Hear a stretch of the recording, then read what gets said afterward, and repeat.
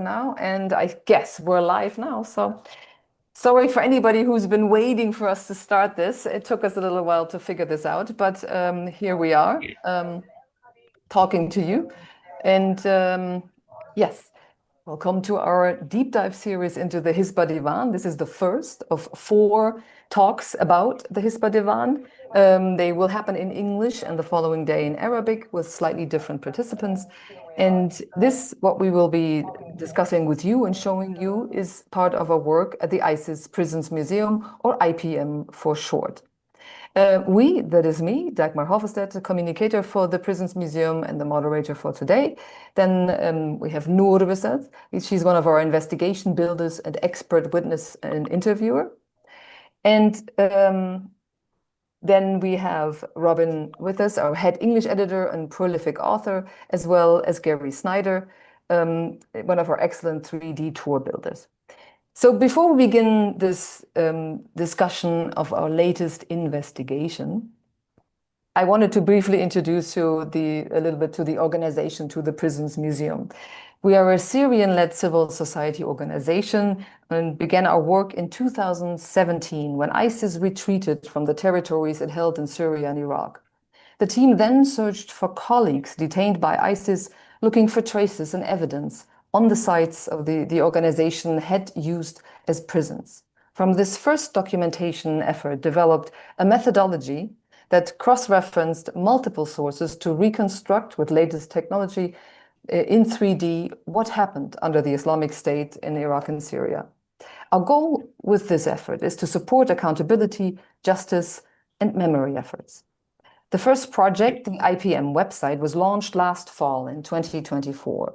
You're welcome to check the website, the project. It's isisprisons.museum. Ideally not right now, but listen a little bit longer to us.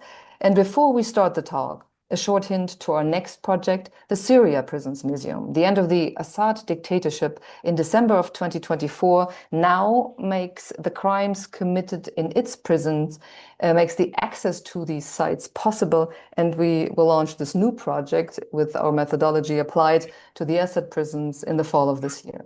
But now to our latest investigation at the ISIS Prisons Museum. If you as the live audience have a question, please use the YouTube live chat, and we will monitor the question giving the subject matter. We hope you understand. That should be happening sometime in the last 10-15 minutes. So, Robin, let's turn to you. Tell me why we chose a department, the Hisbah Diwan, rather than a site of crime, as we usually do in a prison or an event, as the main topic of this investigation. What is the Hisbah Diwan, and why did we decide to make it the focus? I think the Hisbah Diwan is the way in which most people under ISIS rule experienced ISIS rule, and that's the key thing.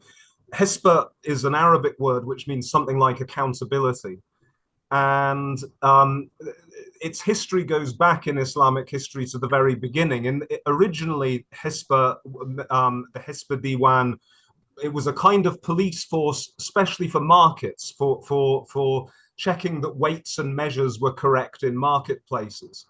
But then it took on different roles in different parts of Islamic history, and then it kind of died out for various reasons until the 20th century. In the 20th century, various versions of the Hisbah Diwan came back as a kind of religious police force, particularly in Saudi Arabia. I think Saudi Arabia had the most famous, the most best-known type of religious police.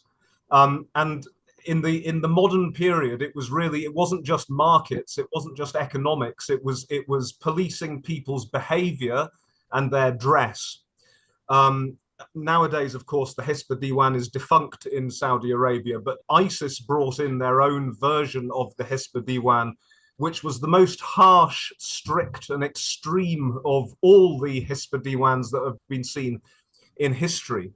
And ISIS had its own department. It was somewhere between a religious police and an interior ministry. They had their own police force, they had their own prisons. And in Syria and Iraq, tens of thousands of ordinary people passed through these prisons and were affected by the Hisbah Diwan. It policed things like dress codes, You know, for example, it insisted that even women's eyes should not be seen. It policed behavior, all aspects of behavior, the words that people were allowed to say, the things that they were allowed to talk about, the books they were allowed to read or they weren't allowed to read. Things like the Nike symbol, for example. You weren't allowed to wear clothes with the Nike symbol because Nike refers to some figure from Greek mythology, which they decided was un-Islamic and therefore should be punished. Men were punished for wearing tight trousers or for having the wrong kind of haircut or for shaving their beards when they shouldn't shave them. Drivers were punished for having the wrong pictures in their cars, you know, so it affected all aspects of life. It's understood that people who fought against ISIS or were political dissenters against ISIS would be put in their security prisons. But there were ordinary people in Syria and Iraq. Usually they were Muslims, you know, usually they were observant, believing Muslims, and they didn't know that they were doing anything wrong. But they wore a kind of clothing that, or they said something in the street that ISIS didn't like, and then they were arrested, they were put into these prisons, they were interrogated, sentenced, usually whipped, and in most cases they were let go after a few hours or after a few days, but in some cases they had to stay there much longer. In some cases they were executed in public, in some cases, for violations of what ISIS considered good morality. And I think that's the reason why we focus on the Hisbah Diwan, because it affected so many people. It's what made ISIS rule completely totalitarian. You know, it's affected every aspect of people's everyday lives.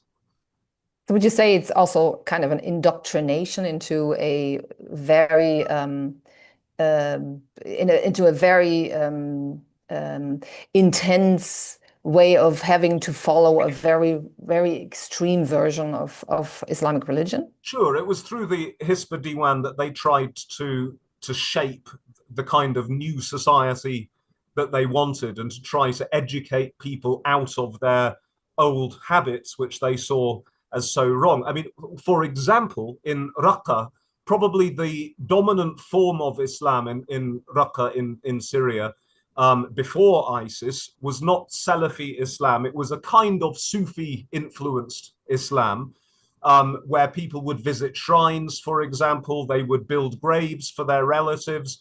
And these kind of things were totally forbidden. ISIS destroyed shrines, it destroyed gravestones, it put people in prison, even if they set up mourning tents, which is a tradition in Syria and Iraq. People would set up tents where people could come and offer their condolences and drink coffee and when somebody had died. All of that kind of thing was forbidden and was seen as barbaric and non-Islamic. So yeah, it was a bit like the Khmer Rouge declaring a year zero. They were trying to build a completely new kind of society using the Hisbah Diwan as a tool to do that.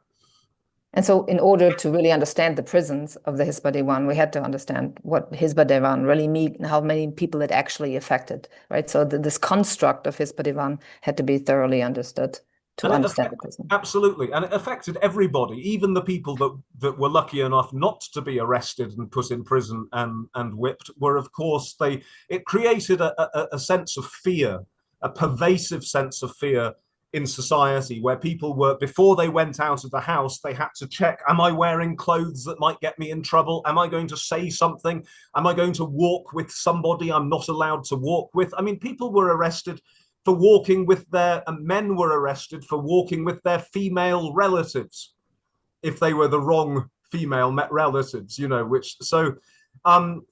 it's affected everybody. And I think that's why we focused on the Hisbah Diwan as an institution rather than just focusing on a specific prison in this case. Noor just shared the screen with us. This is the investigation that's on the website of the ISIS prisons.museum. And it shows that we go very much in depth into the structural aspects of it and the organizational aspects of it and in the whole idea of crime and punishment for this specific organization within ISIS.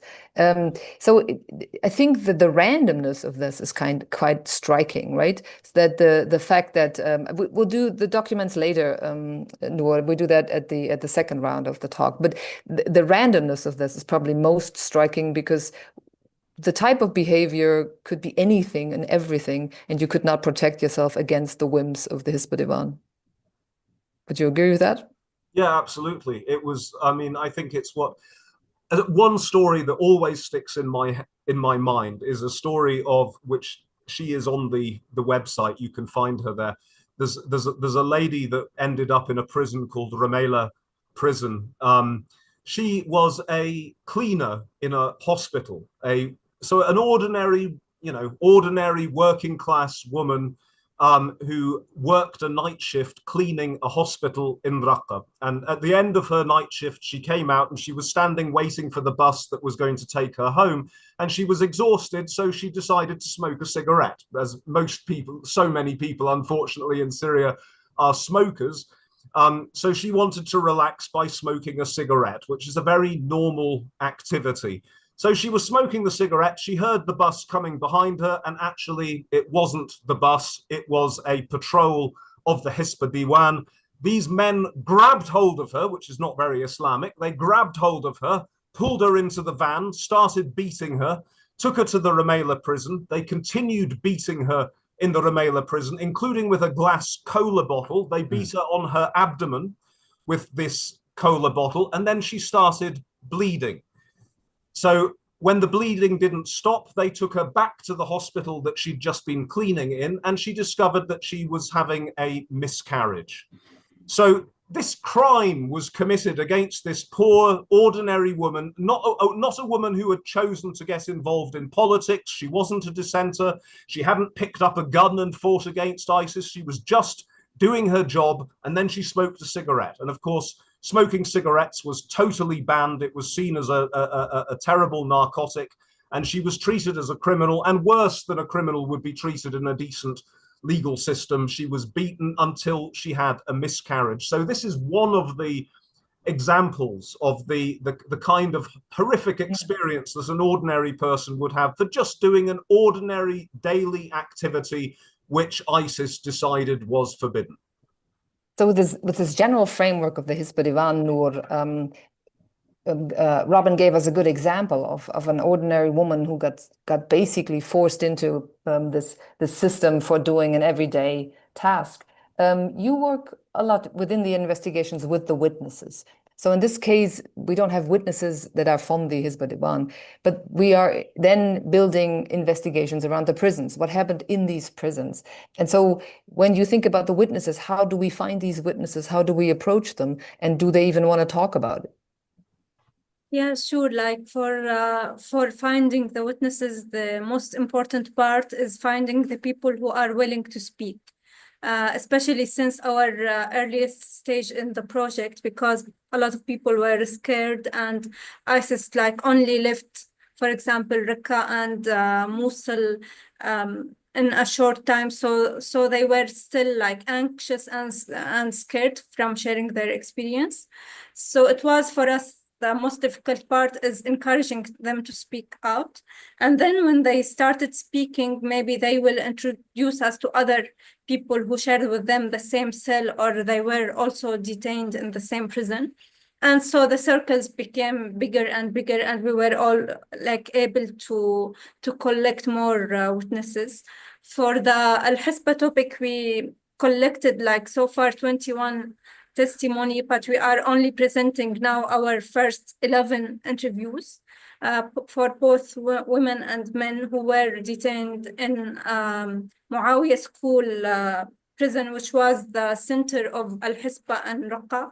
And we also collected interviews from a prison called Al-Maidan in Al-Mosul. So we have a lot of testimonies from this unique prison. Yeah, so this is in general the idea about collecting the... Yeah. When we interview these witnesses, next to their courage to speak out, what are we seeking from them? What is the testimony that we're looking for? Also, keeping in mind that we want to build reconstructions of the crimes that happened. Yeah, the idea is that as a team, when we start working on a project, most of the times we have enough information about a certain prison, because these prisons were secret prisons. They were like mostly houses, churches, or schools. So they weren't prisons. It wasn't their main function before. So we use the testimonies as a way to gain more information about these buildings, because ISIS took over a certain house, for example, or a certain school, and they changed the uses of each room. For example, the living room became the investigator room, or the bedroom became the torture room. So it's so we can't understand these changes or collect this information without like listening directly from the people who were detained in this prison. So our method is really simple, but it's also unique. We just take the prisoners in tour inside these prisons, and we try to make them just walk and take us in a tour and just explain what took place in each room of this building. And while doing so, we will ask more in-depth questions about certain like torture methods, or about their daily routine, about the food that they ate, or like certain, we have a big list of questions. And since like starting on this project and until now, we like our method evolved, and we try to just like improve our methodology to make sure that that we are covering the most important issues that we want to cover. I have a very quick example to share, if you don't mind. That would be, you can see it now. It's right. It's on our website, and here it's a good example of a person that goes with us through a house and tries to remember or tell us what happened when you were there, right? الغرفة فتنا عليها غرفة التحقيق هذه فوتونا عليها. Yeah. فتنا على غرفة التحقيق. And so فتنا على غرفة التحقيق. Also, Dagmar, I can share from my side if you want. Sure. I can stop and you can go ahead. For us, what's interesting in building these, because we use these testimonies basically in what we called our 3D tours. Mm-hmm. So, for example, if you are seeing here the entrance, we usually put our story of arrest in the entrance of each prison.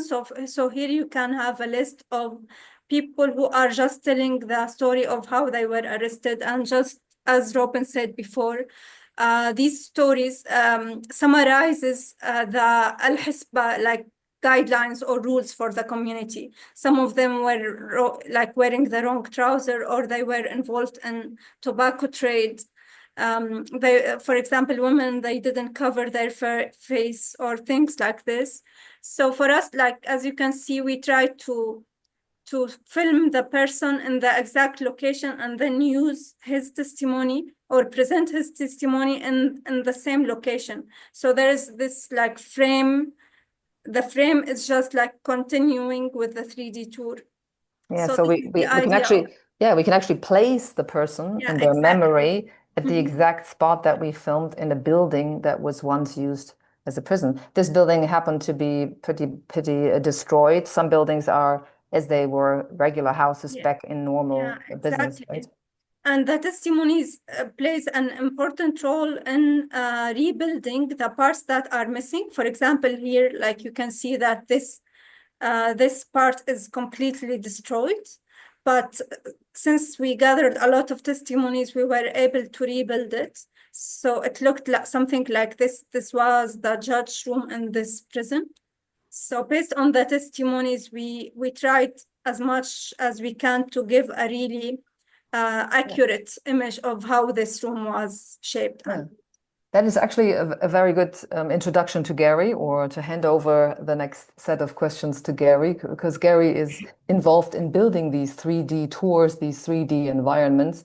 And so, Gary, you approach this at first from a technical feasibility point of view. How do we do this? But what goes into recreating the tour, and how do you take, or where do you take the factual base from? How does this all come together? The witness, the documentation on location, and then you building a 3D tour.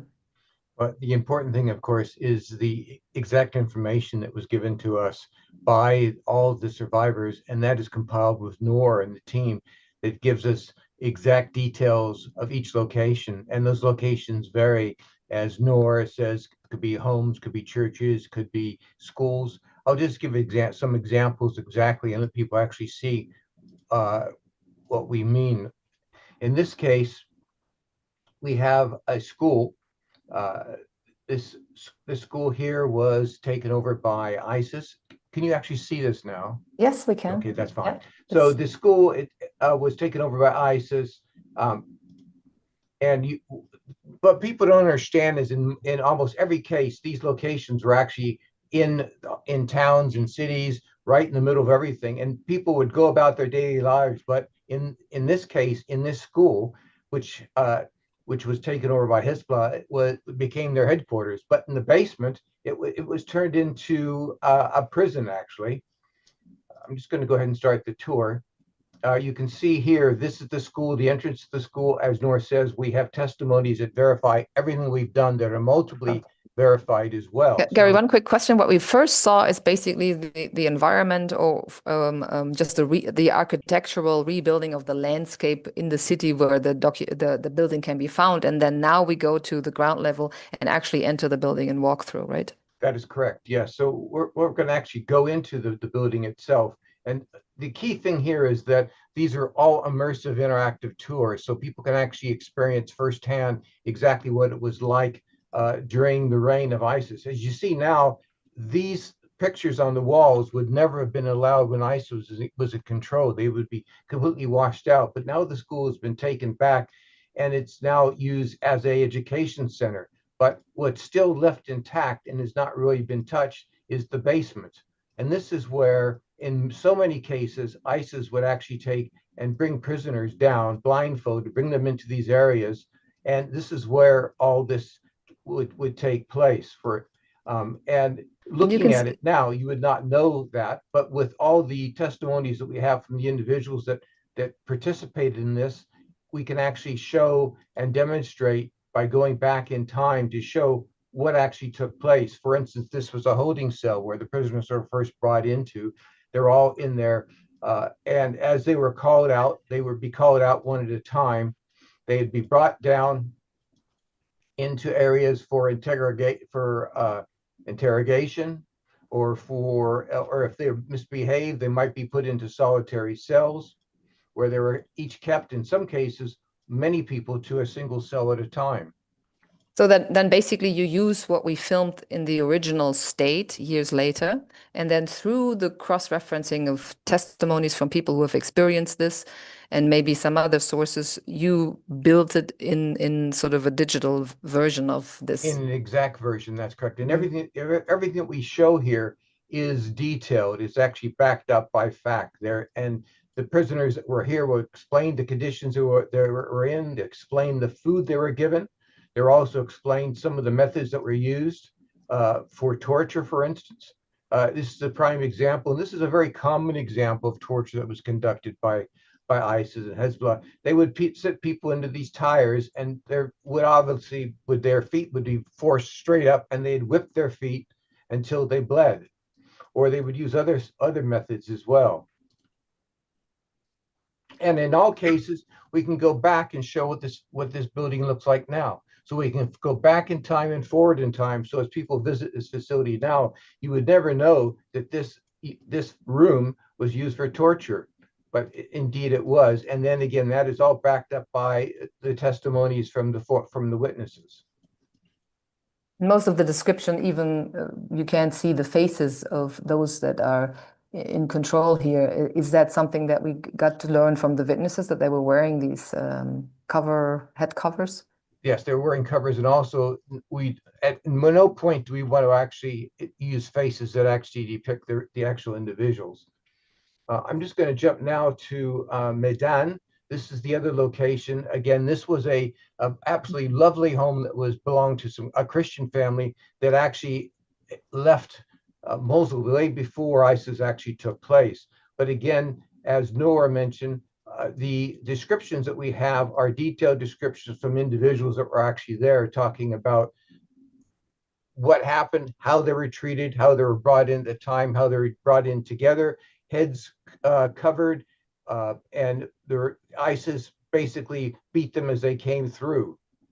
But again, we can go back in time to show exactly what it was like during this time. So as we go back here, we can see what the building actually looked like. We can visit the building, and again, through exact description from the survivors what it was like.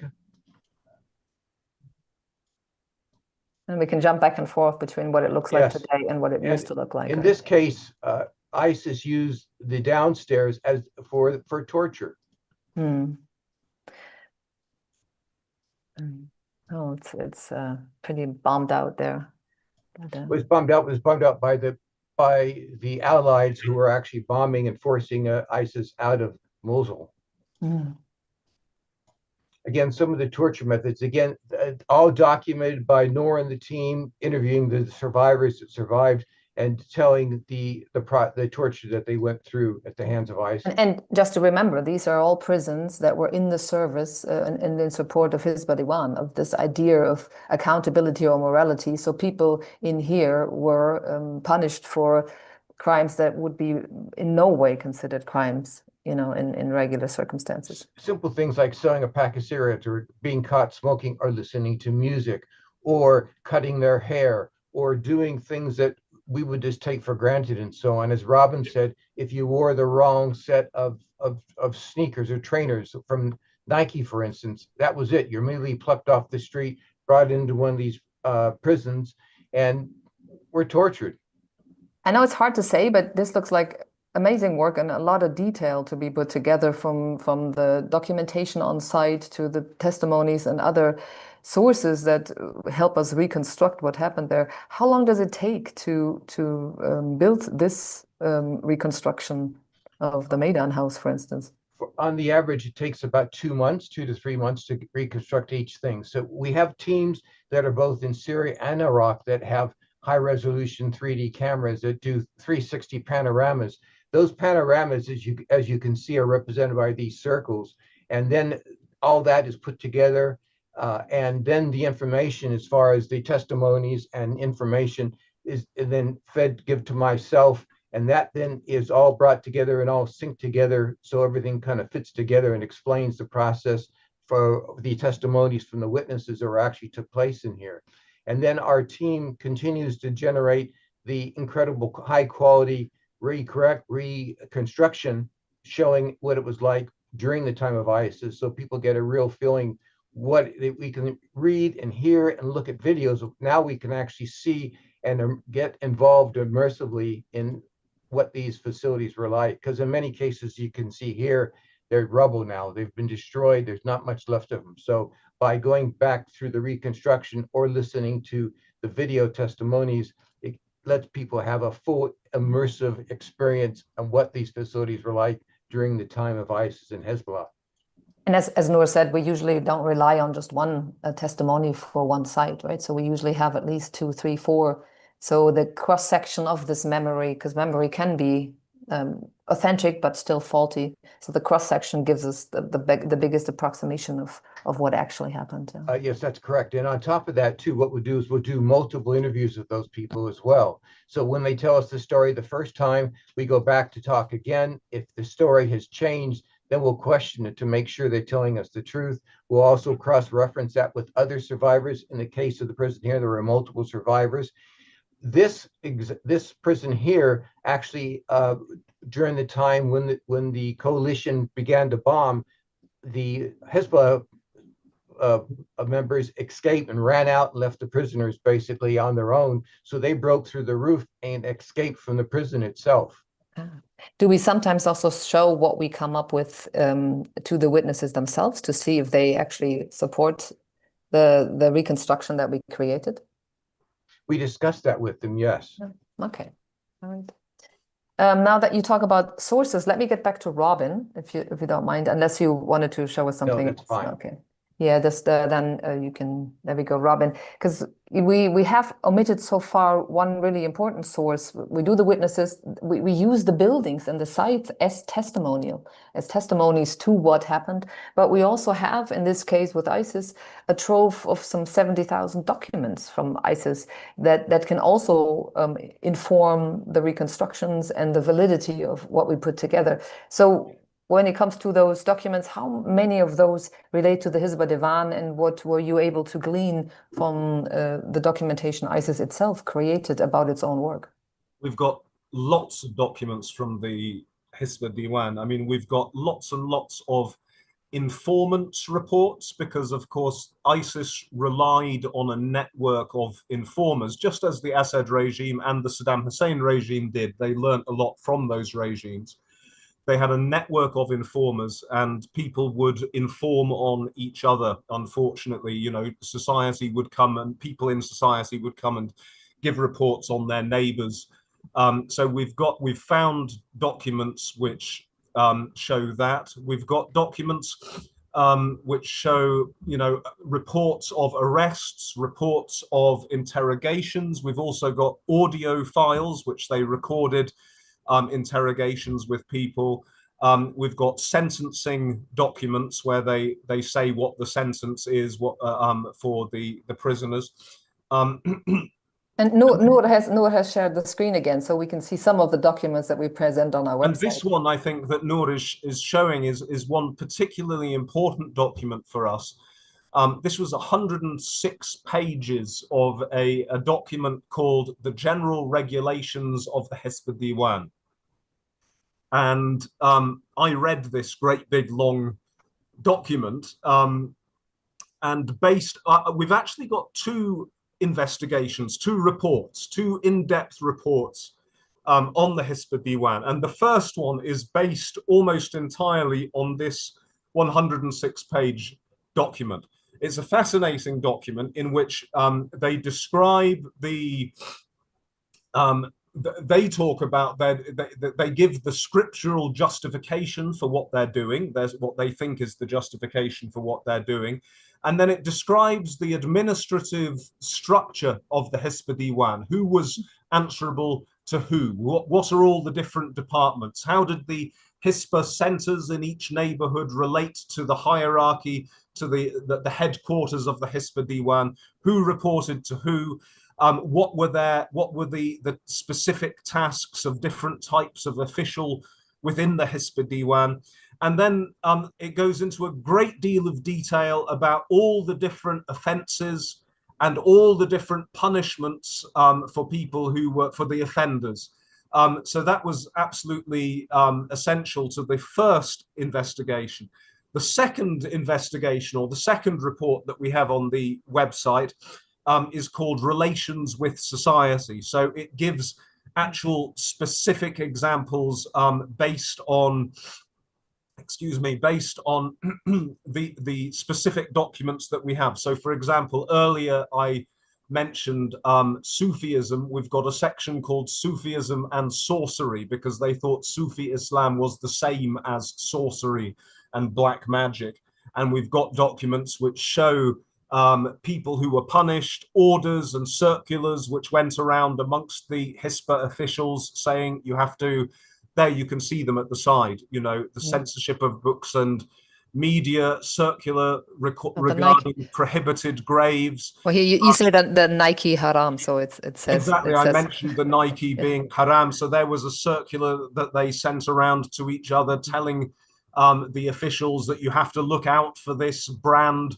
If you see the Nike emblem, you have to stop people and punish them. And then it specified what the punishment was for people doing this. Because Noor is pointing out this is actually on the website live like this. You can always toggle each document in the original Arabic and in the English version.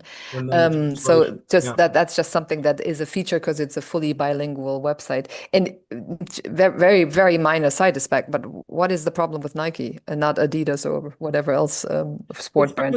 As it says there, it refers to the Greek god of victory, and simply because, of course, the people that came up that used the Nike symbol were not worshippers of an ancient Greek god. They were, contemporary Americans. They weren't ancient Greeks. But because it was connected to an ancient Greek god, these fanatics in ISIS said, "Oh, therefore it's blasphemy. It's not following Islam and worshipping the god that we worship in Islam. It's referring to an ancient Greek god, and therefore it's an alien religion that has to be banned and cannot be seen in the public place." We've also got very interesting specific documents to do with the treatment of women and to do with the women's division. The Hisbah Diwan had its own women's division, which would which employed Muslim women who went to join ISIS, sometimes from Britain or from France or from North Africa, and they were policing the women of Iraq and Syria. There are also documents there specifically connected to sexual abuse and rape and all of these areas of sexual misbehavior, which they didn't distinguish, of course, between consenting sexual activity and non-consenting sexual activity. For them, it was all the same.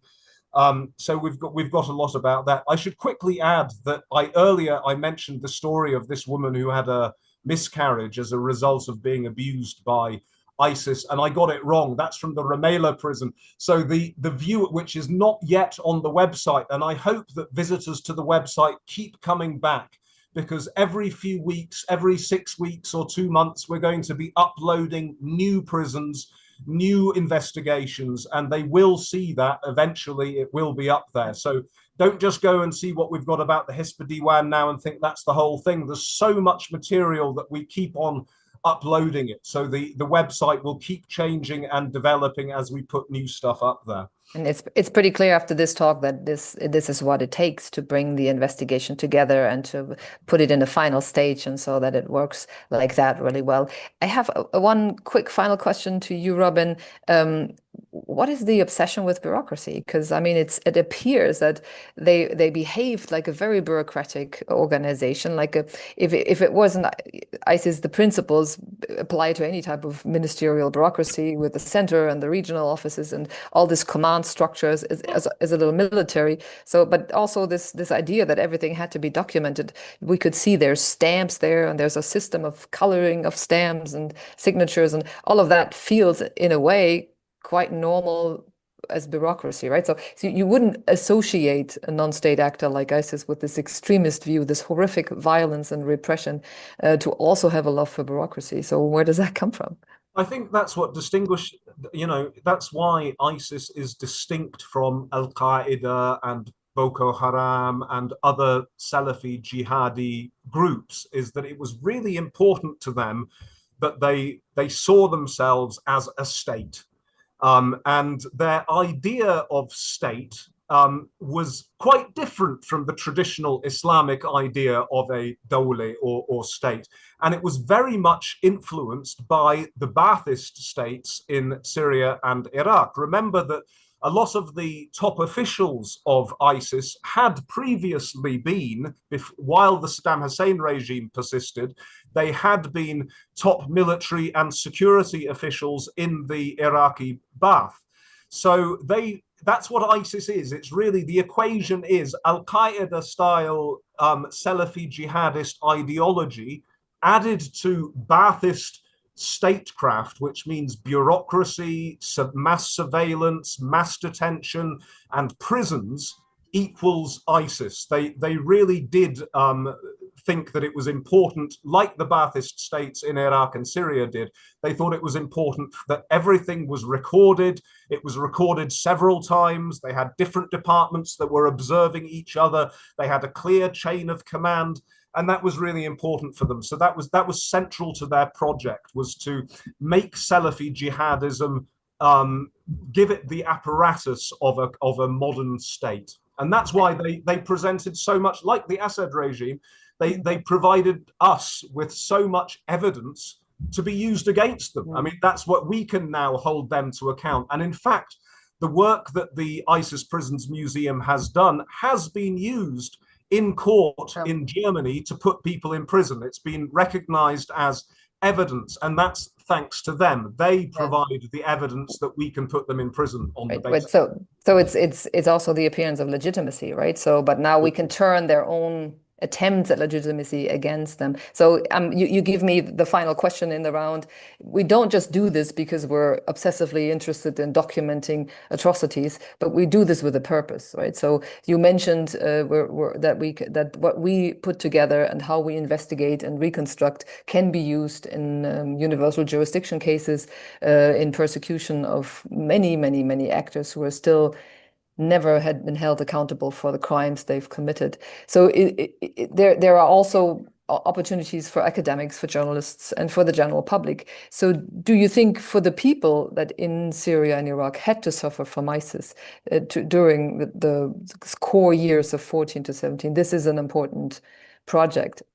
I think absolutely. I think it gives, certainly for the families of the missing, for the victims, for people who suffered under this, it's very important for them to try to find answers, to try to find what happened to them, why it happened to them, to what happened to their loved ones, where did they disappear, are they in mass graves, did they pass through these prisons, is there documentation which tells their story?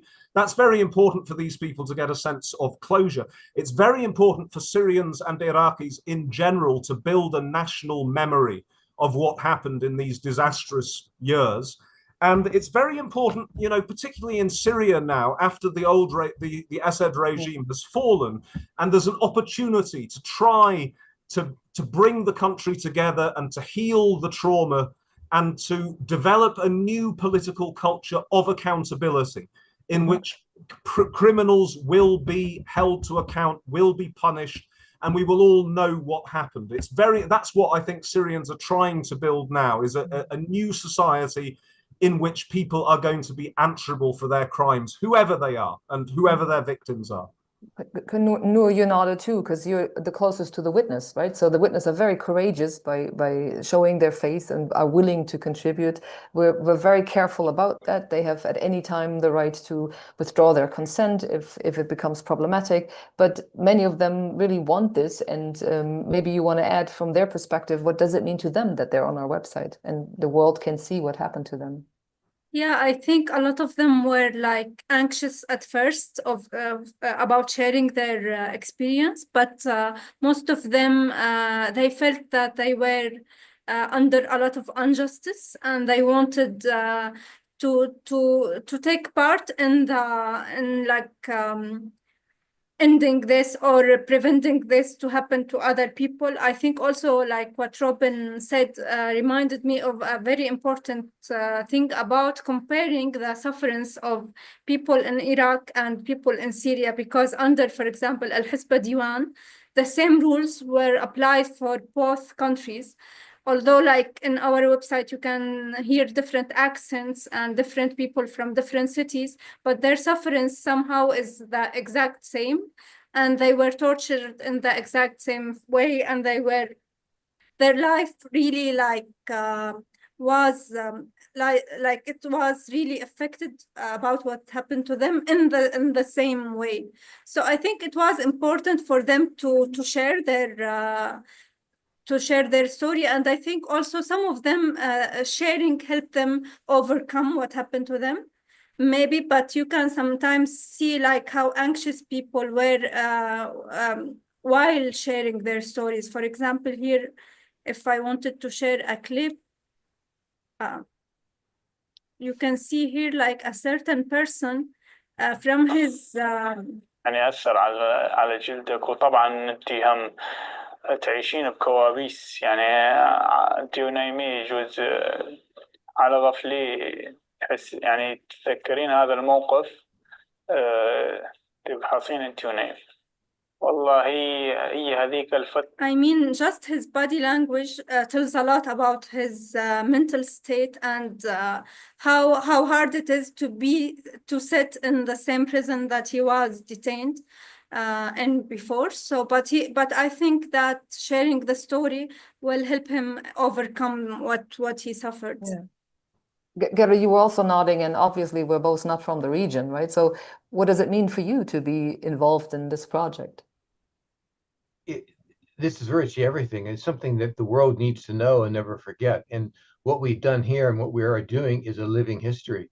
It's a history that will continue on. And as we come across more information in the course of these investigations, both in Syria and Iraq, this will be added and this will grow as well. And this will be an instrument. This will be a tool that hopefully will be used in schools, universities throughout the world. That is something that can never be disputed, can never be said this is fake news, like we see throughout the world nowadays. You know, all these leaders around the world are saying this isn't real, this is not, and this is what we've done here can never be disputed, because these are all real people that they're basically opening their hearts and their souls to us and telling us everything we have.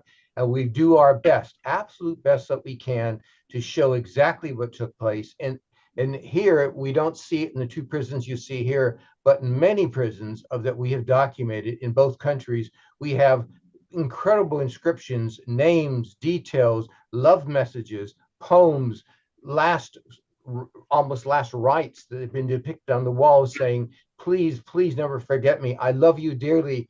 This may be the end. And those are all documented by ourselves and by our team using the technology we're using.